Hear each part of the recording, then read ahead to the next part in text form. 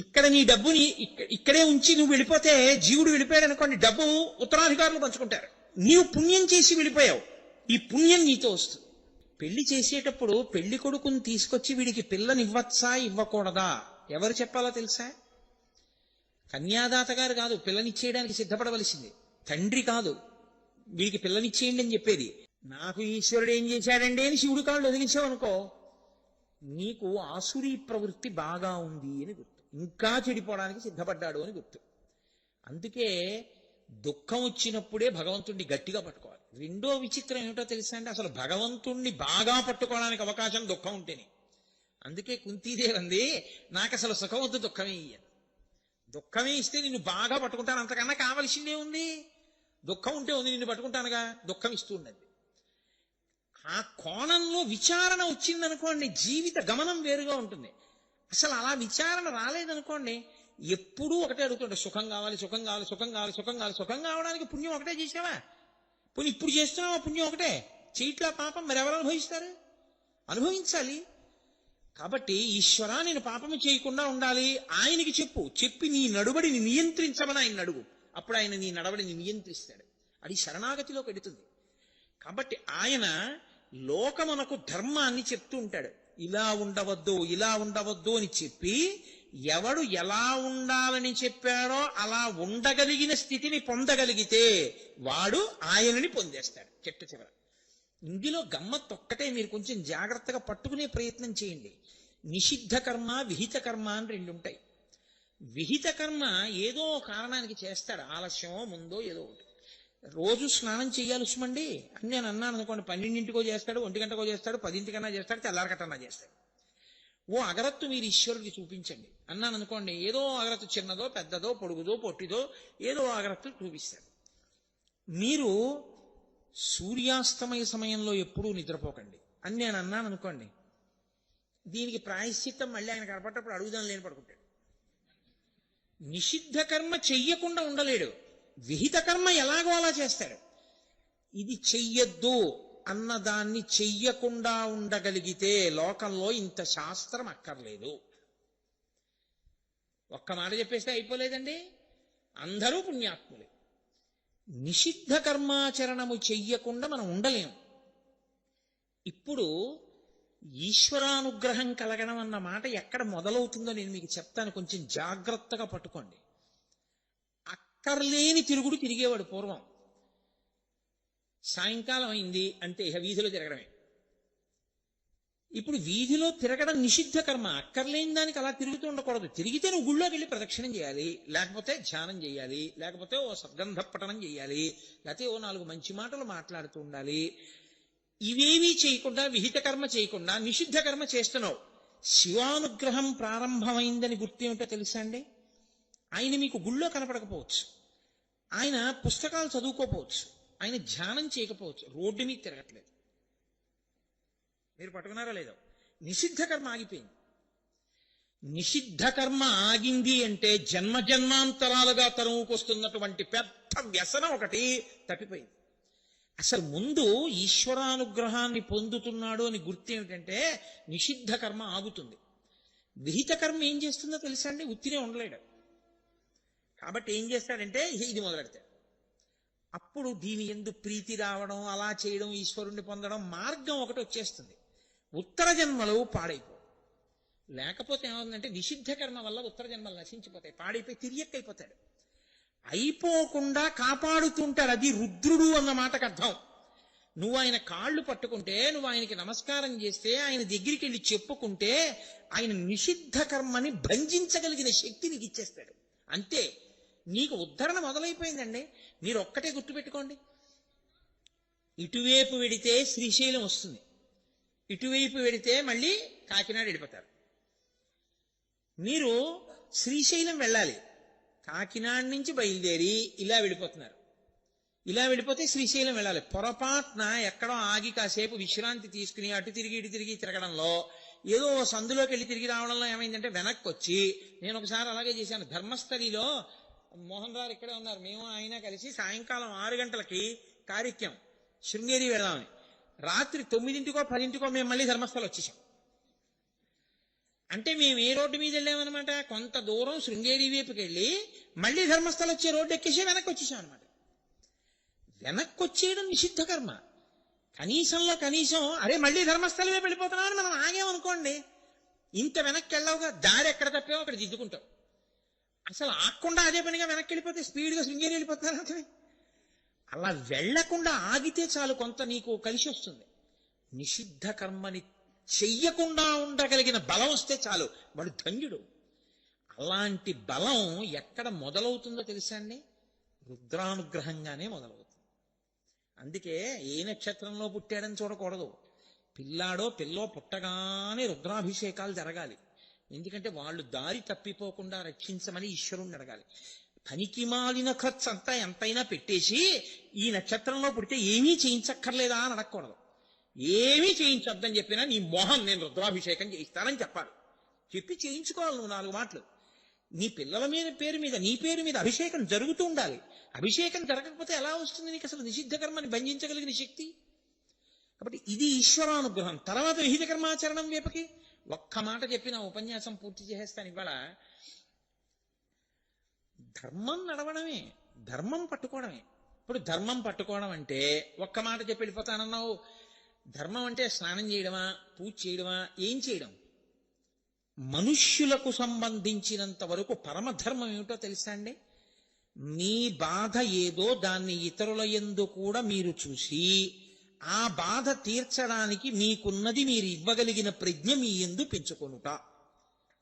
ఇందులో అన్నిటికన్నా పెద్ద బాధ ఏదో తెలుసా అండి? ఆకలియే. ఆకలి తట్టుకోలేని బాధ. అన్ని దానముల కన్నా అన్నదానము మిన్నా అని ఎందుకంటారంటే ఆ బాధ ఉంటే వాడు ఏమీ చేయలేడు. పట్టెడన్నం నువ్వు పెట్టగలిగితే అంతకన్నా గొప్పది లోకంలో లేదు. కానీ దీనికి వచ్చిన పెద్ద సమస్య ఏమిటో తెలుసా అండి? ఇష్టాపూర్తములు అని మనకి శాస్త్రంలో 2 మాటలు ఉంటాయి. అన్నం పెట్టడం అంటే అన్నం పెట్టేయడం కాదు, మీరు తెలుసుకుని చెయ్యాలి. ఇష్టాపూర్తములు అంటారు. పూర్తము అన్న మాటకు అర్థం ఏంటంటే అందరి చెయ్యి పడితేనేది శ్రేష్టము అని.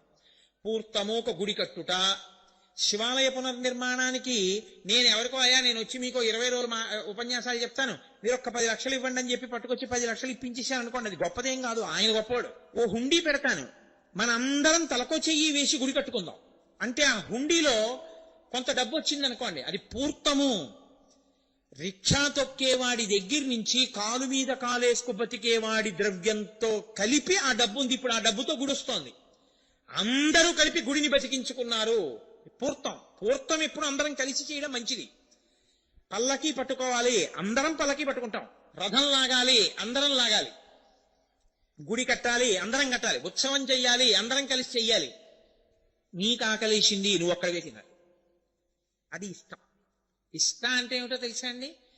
శాస్త్ర పఠనము, అనుష్ఠానము, ఉపాసన, యజ్ఞయాగాది క్రతువులు నీ ఒక్కడివే చేస్తుండడం. ఈ 2 చేస్తే ఏమవుతుందంటే చిత్తశుద్ధి వస్తుంది.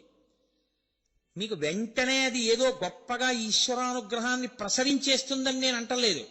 చిత్తశుద్ధి వస్తుంది. ఈ చిత్తశుద్ధి వస్తుందన్న మాట ఎందుకంటున్నానో తెలుసా అండి? అది పాడు కూడా చేసేస్తుంది. అందుకే పెళ్లి చేసేటప్పుడు పెళ్లి కొడుకుని తీసుకొచ్చి వీడికి పిల్లనివ్వచ్చా ఇవ్వకూడదా ఎవరు చెప్పాలో తెలుసా?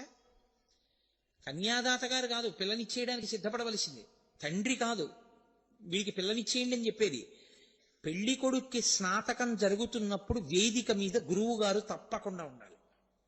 గురువు గారు ఏం చెప్తారంటే, నాయనా నువ్వు గృహస్థాశ్రమంలో కడుతున్నావు కదా, నువ్వు 10 మందికి పెట్టి నువ్వు బతకాలి. కాబట్టి పెడతావా? సత్యం వద ధర్మంచర ధర్మాన్న ప్రమదితవ్యం. ధర్మం విషయంలో పొరపాటు పడకుండా ఉంటావా? అలాగే గురువుగారు ఉంటాను. అయితే సత్యాన్న ప్రమదితవ్యం. సత్యం విషయంలో పొరపాటు పడకుండా ఉంటావా? ఉంటాను. కుశలాన్న ప్రమదితవ్యం. కౌశలం నేర్చుకుంటావా? దర్భని ఎంతవరకు కొయ్యాలో అంతవరకే కొయ్యాలి. నీకెంత కావాలో అంత పుచ్చుకోవాలి తప్ప అక్కర్లేని వాటికి వెంపర్లాడకుండా ఉండగలవా లోకంలో? ఉంటాను. 10 మందికి పెడతావా? పెడతాను. ఇచ్చేటప్పుడు ఎలా పెడతావు? ఎందుకో తెలుసా అండి? పెట్టడమే కొంప ముంచడం మొదలెడుతుంది. ఏమిటో తెలుసా కారణం?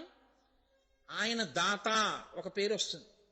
ఇప్పుడు అందరూ ఆయన్ని చూసి ఏమండం మొదలెడతారంటే, మహానుభావుడండి. ఆయన ఎన్ని ఇచ్చాడో తెలుసా? పాపం ఆయన ఉద్ధరణ పొందుదామని మొదలెట్టాడు, ఈశ్వరుణ్ణి చేరుకుందామని మొదలెట్టాడు, ఈశ్వరుడి గురించి ప్రస్తావన మొదలెట్టాడు.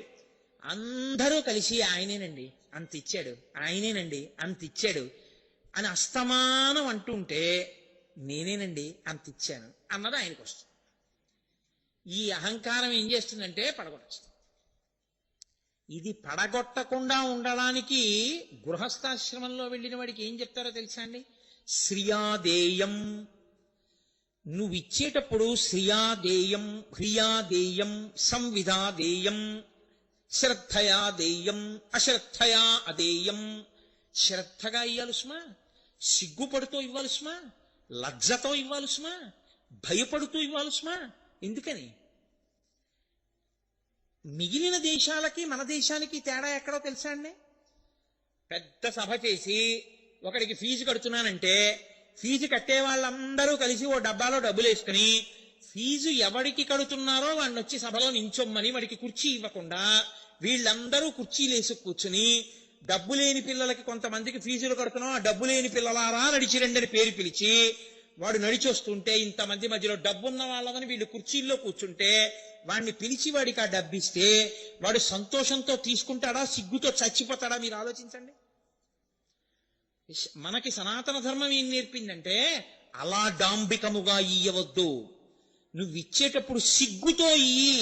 ఎందుకు ఇవ్వాలి సిగ్గుతో? ఈశ్వరా, ఇది ఎవరికన్నా తెలిసిపోయిందేమో నేను ఇచ్చానని సిగ్గుతో ఇయ్యి. ఈశ్వరా, నువ్వు నాకు ఇచ్చినంత నేను నిజంగా ఇచ్చేస్తున్నానా? సిగ్గుపడుతూ ఇయ్యి. ఈశ్వరా, అతనికి నిజంగా ఆర్తి తీరగలిగినంత నేను ఇవ్వగలుగుతున్నానా? లజ్జతో ఇయ్యి. ఇచ్చేటప్పుడు పుచ్చుకుంటున్నవాడు కాదు ప్రయోజనం పొందుతున్నది, నీవు ప్రయోజనం పొందుతున్నావని గుర్తిరిగి. ఇది సంవిధాదేయం. బాగా తెలుసుకుని ఇయ్యి. ఏమిటి తెలుసుకుని? పుచ్చుకుంటున్నవాడు కాదు ప్రయోజనం పొందుతుంది, నువ్వే పొందుతున్నావు. అందుకే సనాతన ధర్మంలో దాత పుచ్చుకున్న వాడికి నమస్కారం చేస్తాడు. బట్టలు పెట్టి బట్టలు పుచ్చుకున్నాయని నమస్కారం చేస్తాం, అంతేగాని బట్టలు పుచ్చుకున్నాయని బట్టలు పెట్టిన వాడికి నమస్కారం చేయడు. పళ్ళు ఎవరికి ఇచ్చామో ఆయనకి పళ్ళు ఇచ్చో నమస్కారం చేస్తాం, అంతేగాని ఆయన మీరు పళ్ళు ఇచ్చుకున్నారు కదా నాకు నమస్కారం పెట్టండి అనకూడదు. కాబట్టి ఎవరు ఇచ్చాడో వాడు పుచ్చుకున్న వాడికి నమస్కారం చేస్తాడు. ఎందుకని? ఒక్కటే కారణం. అలా ఆయన ఈశ్వరుడే వచ్చి మీ ముందు ఎందుకు పుచ్చుకున్నాడో తెలుసా అండి? లోకంలో ఒక పెద్ద సిద్ధాంతం అవుతుంది. 2 అక్షరములు జీవితం అంతా పాటించిన వాడికి ఉత్తర జన్మల్లో 2 అక్షరాలే ఇస్తారు అని. నాస్తి నాస్తి నాస్తి. కొంతమందిని చూడండి, ఏమంటే కొంచెం ఈ పని చేసాం, అబ్బాయి మన దగ్గరే ఉందండి, నా దగ్గరే ఉందండి అంట, మన దగ్గరే ఉందండి అంటే. అయ్యా కొంచెం అన్నం పెడతారా? నాస్తి, లేదు అదోడా. అయ్యా ఓ పంచిస్తారా? నాస్తి, లేదు అదోడా. వచ్చే జన్మలో ఈ జన్మలో నాస్తి నాస్తి నాస్తి నాస్తి, లేదు లేదు లేదు లేదు అన్నాడు కదా, వచ్చే జన్మలో దేహి దేహి దేహి దేహి అంటాడు. ఆ 2 అక్షరాలు ఈ 2 అక్షరాలు చేస్తాడు ఈశ్వరుడు. కాబట్టి నాస్తి దేహిగా మారకుండాలంటే దానం చేయడం ఒకటే కాదు, అది అహంకారమై పడగొట్టకుండా ఉండాలి. పడగొట్టకుండా ఉండాలంటే నువ్వు ఒక సంవిధాదేయం ఒకటి తెలుసుకుని చెయ్యాలి. ఇచ్చి నువ్వు ఉపకారం పొందుతున్నాను అనుకుంటున్నావు, తప్పు. ఇచ్చి ఆయన కన్నా ఎవరు పుచ్చుకుంటున్నాడో ఆయన కన్నా ఇచ్చిన నువ్వే ఉపకారాన్ని పొందుతున్నావు. ఎందుకో తెలుసా? నీ ఎదురుగుండా నీకు పుణ్యం ఇవ్వడానికి ఈశ్వరుడు ఆ రూపంలో వచ్చి తీసుకున్నాడు, ఆర్తితో ఉన్నవాడి రూపంలో. అలా పుచ్చుకున్నాడు కాబట్టి ఇక్కడ నీకున్న డబ్బు పుణ్యంగా మారింది. ఇక్కడ నీ డబ్బుని ఇక్కడే ఉంచి నువ్వు వెళ్ళిపోతే, జీవుడు వెళ్ళిపోయాడు అనుకోండి, డబ్బు ఉత్తరాధికారులు పంచుకుంటారు. నీవు పుణ్యం చేసి వెళ్ళిపోయావు, ఈ పుణ్యం నీతో వస్తుంది. ఇప్పుడు ఈ పుణ్యం నీతో వచ్చింది కాబట్టి ఉత్తర జన్మలో ఏమైంది? నువ్వు ఇలా చెయ్యి చాపక్కర్లేదు, ఇలా పెట్టే చెయ్యే అవుతుంది. ఇలా పెట్టే చెయ్యి ఎందుకైంది? ఇక్కడ నువ్వు పెడదాము అంటే పుచ్చుకునేవాడు వాడు దొరికాడు కాబట్టి. కాబట్టి ఈశ్వరా, నువ్వు వచ్చి అలా పుచ్చుకున్నావు. కాబట్టి అందుకే బలిచక్రవర్తి దానం చేస్తే విప్రాయ ప్రకట స్వరూపాయ భవతే విష్ణుస్వరూపాయతే తత్ ప్రామాణ్య విదే త్రిపాదస్య ధరణిం దాస్యామి యంచం క్రియాక్షిప్రుండై ధనుజేశ్వరుండు వడుగుం చేసాచి పూజించి బ్రహ్మప్రీతం అని ధారబోసే భువనం ఆశ్చర్యమం పొందగా. ఇక ఈ చేత్తో చేసిన దానం ఈ చేతికి తెలియనివ్వకండి అంటారు. మళ్ళీ అహంకారమై పడగొట్టకుండా ఉండడం కోసం ఒక్క గురువు గారికి వినా ఎక్కడా తెలియదు. ఎందుకని అంటే గురువుగారి అనుమతితో చేసిన దానం సరి అయిన దానం అవుతుంది. వద్దు అంటే గురువుగారికి ఒకటికే ఉంది అధికారం, అలా చేస్తే అది అపాత్ర దానం అవుతుందయా చెయ్యకో అని చెప్పే అధికారం. గురువుగారికి చెప్పు, చేసేది అంతే బాస్, ఎవ్వరికీ చెప్పక్కర్లేదు. అది చెప్పడం మొదలెట్టావో ఆయన 10 మందికి చెప్పి ఆయన ఏమంటాడంటే చూడండి ఎలా వచ్చి చెప్పాడు అంటే తను ఇచ్చానని మనకి తెలియాలని అంటాడు అని మళ్ళీ 4 చెప్తాడు. ఇంకా అక్కడి నుంచి 100 మంది వచ్చి నిన్ను అడిగితే నువ్వు 100 మందికి ఇవ్వలేవు. అప్పుడు ఇది ఎక్కడ గొడవ అని చెప్పి నాస్తి నాస్తి అంటుండాలి. నాస్తి నాస్తి ఇది కొంత దేహి దేహి అవుతుంది. ఎందుకు వచ్చిన గొడవ? ఎవరికీ తెలియకుండా దానం చేయి. అందుకని సంవిదాదేయం. మీరు పట్టుకోవలసిన విషయం ఏమిటంటే ధర్మం అంటే ఎంత జాగ్రత్తగా కట్లు వేస్తారో చూడండి. ఈ ధర్మం వైపుకి నడవడం రావాలి, అది ధర్మం అంటే. ధర్మం చేయండి బాబు అంటుంటారు. దానము ధర్మమునకు ప్రధాన భూమిక. అందున మనుష్యులకు అది ప్రధానం అండి. అందుకే బృహదారణ్యకోపనిషత్తులో ఒక విషయం చెప్తారు పెద్దవాళ్ళు. ఉపనిషత్తులోనే ఉంది ఒక విషయం. వెనకటికి దేవతలందరూ కలిసి చతుర్ముఖ బ్రహ్మగారి దగ్గరికి వెళ్ళారు. దేవతలకి తండ్రి అయినా, రాక్షసులకి తండ్రి అయినా, మనుషులకి తండ్రి అయినా ఆయనేగా. దేవతలందరూ వెళ్ళి నాన్నగారండి నాన్నగారండి మేమేం చెయ్యమని అడిగారు. దా అన్నాడు. నాన్నగారండి అర్థమైపోయింది మాకు అన్నాడు. ఏమర్థమైందిరా మీకు? నేను దా అన్నాను కదా, ఏమర్థమైంది అన్నాడు. నాన్నగారండి మాకు ఆకలి ఉండదు, మాకు దాహం ఉండదు, మా శరీరాలకి వృద్ధాప్యం ఉండదు, ఎప్పుడూ యవ్వనంలో ఉంటాం, స్వర్గం నిండా భోగాలు, కాబట్టి మాకు భయం లేదు, కాబట్టి భోగాలు అనుభవిస్తూనే ఉంటాం. ఇంత యవ్వనం ఉండి మృత్యువు లేకుండా అమృతం తాగి ఇంత శక్తి ఉండి ఇన్ని భోగాలున్నా మమ్మల్ని మేము నియంత్రించుకొని భోగాలకు దూరంగా ఉండమని మీరు మాకు ఉపదేశం చేశారు. దా అంటే దమం.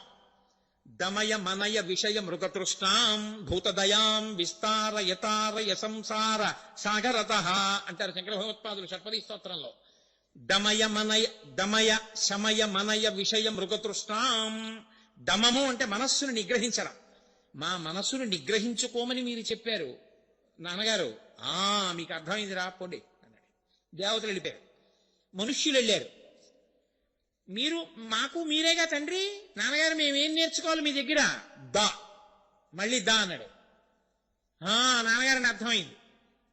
ఏమిటి అర్థమైంది నీకు? ఏం చేయమని చెప్పాను? దత్త. మనుష్య ఉపాధికి ఉన్న లక్షణం ఏమిటంటే ఎంతొచ్చినా దాచేయడమే, ఇలా పెట్టడం రాదు.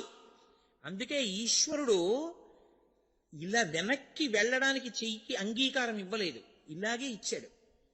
ఇలా తీసి ఇలా ఇవ్వడానికి ఇచ్చాడు, కానీ ఇలా వెనక్కి తీయకు పెట్టడంలో వెనక్కి మడుచుకునే అవకాశం లేదు. దీన్ని అమెరికా అలా పెట్టాడు ఈశ్వరుడు. ఇలా వెనక్కి తీసేయడం అలవాటు చేసిన ఎప్పుడు వెనక్కి ఎట్టుకు తిరుగుతావేమో చేతులని. కాబట్టి దత్త, ఇవ్వడం నేర్చుకో.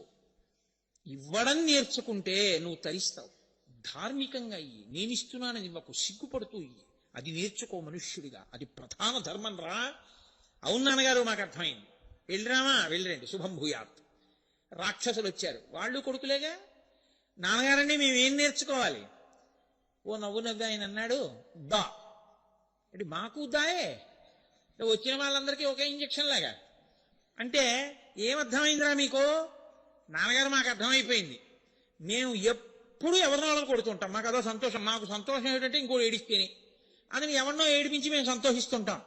అలా ఏడిపించకండిరా, ప్రాణుల పట్ల దయతో ఉండండి అని చెప్పడానికి దా అన్నారు. దయ, మాకు దయ ఉండాలి, మేము దయతో ఉండడం నేర్చుకుంటాం నాన్నగారండి, వెళ్ళిరండి అనగానే ఇప్పుడు మనం ఏమనుకుంటామంటే, కాబట్టి మనకి దత్త ఒకటే అన్వయం అవుతుంది. మనకి దమం అక్కర్లేదు, దేవతలం కాదు, దయ అక్కర్లేదు, రాక్షసులం కాదు అనుకోకూడదు. ఎందుకో తెలుసా అండి, మీరు అందరికీ అన్నీ పెట్టగలుగుతూ కూడా మీ కోరికల్ని మీరు, మీ ఇంద్రియాలను మీరు అదుపు చేసుకోలేకపోతుంటే ఇంకా మీరు దేవతల యొక్క అవలక్షణాలు మీలో ఉన్నాయి, పోవాలి కదా. అందుకని దమాన్ని కూడా తీసుకోవాలి. మీరు ఎంతమందికి ఎన్ని పెట్టినా ఇంకోటి ఏడుస్తుంటే సంతోషించే గుణం ఒకటి మీలో ఉందనుకోండి, అది కూడా రావాలంటే రాక్షసుడు ఉన్నాడు కాబట్టి అప్పుడు దయ కూడా తీసుకోవాలి. కాబట్టి మనుష్యులలో 3 తీసుకోవడానికి అవసరం లేనన్ని మంచి గుణాలు ఉండిపోయాయని నేను అనుకోవట్లేదు. కాబట్టి 3 మనకి మాత్రం అవసరం అవుతాయి. కాబట్టి 3 తీసుకుంటున్నాం. అందుకే ద మీద ఆ దయ, ఆ దానము, ధర్మము. ధర్మం అత్యంత ప్రధానము. ఆ ధర్మం మీద అనురక్తిని, ధార్మిక జీవనాన్ని ఇవ్వగలిగిన వాడెవరో ఆయన రుద్రుడు.